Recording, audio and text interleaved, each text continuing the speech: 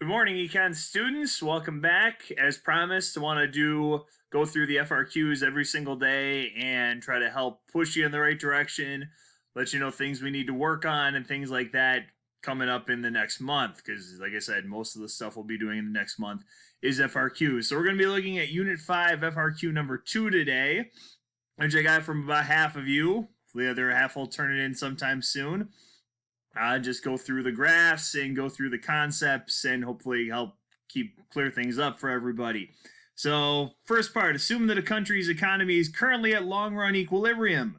Suppose the country's central bank conducts an open market sale of government bonds. So what we're dealing with first, we are selling bonds, or the government is selling bonds. So the first thing, part A, using a correctly labeled graph of the money market, show how the open market sale, selling bonds, will affect each of the following. So, the money market. Remember, money market is two curves. You have the demand for money, transaction demand and asset demand, okay, which has an inverse relationship between interest rates and the quantity of money, okay, quantity demanded of money. And you have the supply of money provided by a central bank. In the case of the United States, we're usually talking about the Federal Reserve System.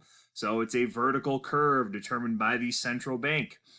So, when we're talking about selling bonds, that is an example of contractionary monetary policy. Okay, contractionary monetary policy means the money supply curve is shifting to the left.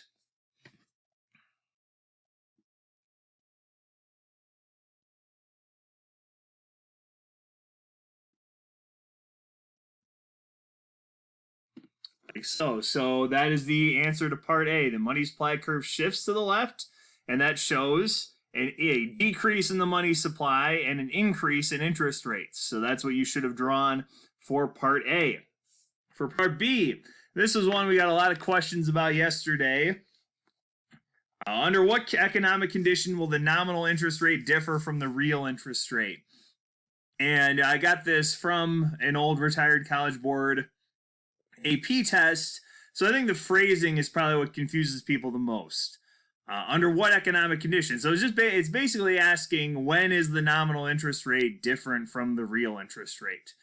Okay, when does that happen? And the answer is inflation. Because remember the formula, the nominal rate, whether it's income, interest, GDP, minus inflation equals the real rate. So the example I was giving kids yesterday in email was, imagine the nominal interest rate is 5%.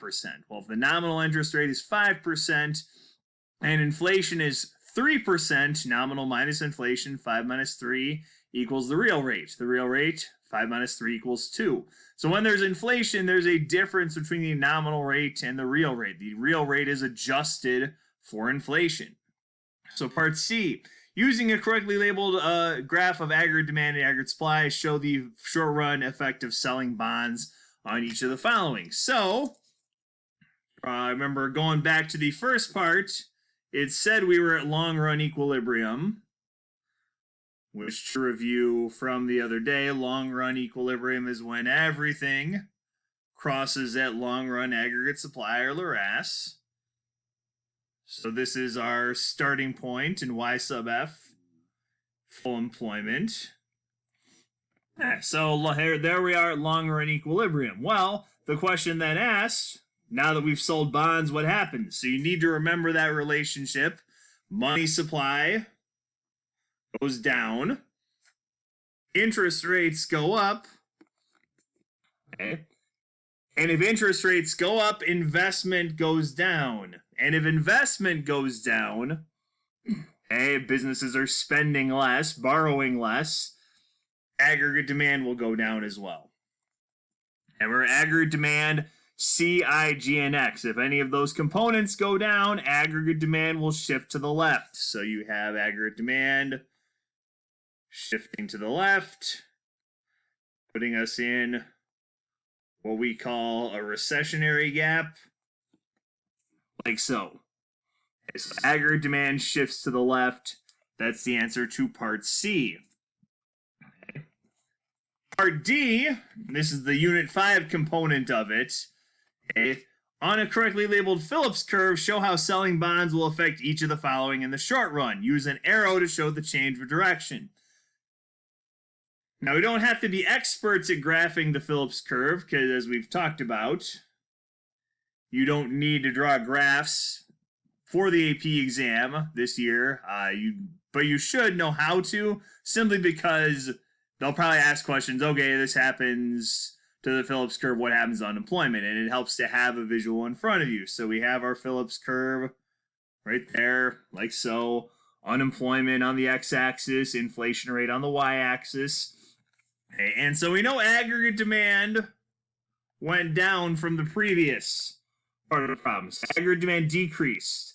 When aggregate demand decreases, don't forget, real GDP goes down. And when real GDP goes down, unemployment goes up. If we're producing a lot less in the economy, we don't need as many workers. Kind of sounds like now, doesn't it? Okay, so unemployment goes up, and aggregate demand goes down. That would cause movement on the Phillips curve. So let's imagine we were at a point like A, call that I1 and U1. So let's imagine that's where we started. Or you can use actual numbers. You could say, this is 2% inflation, 4% unemployment. There are different ways of labeling it.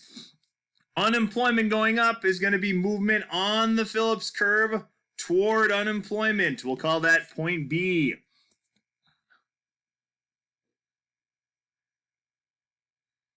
Call that U2 and I2. So aggregate demand goes down, unemployment goes up. We show movement toward unemployment. Unemployment increasing, inflation decreasing. That's that Phillips curve relationship that shows an inverse relationship between inflation rate and the unemployment rate, or between the price level and the unemployment rate. So that's what you should have had for part D.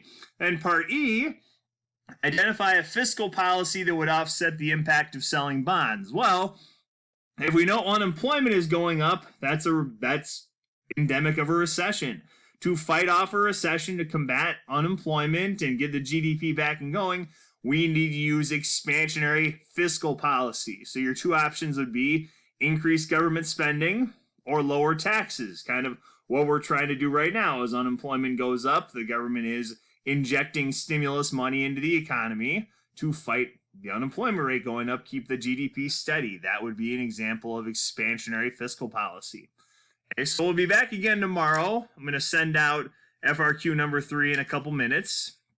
And we'll be back at it tomorrow. Good luck. As always, let me know if you have any questions. We'll see you tomorrow morning.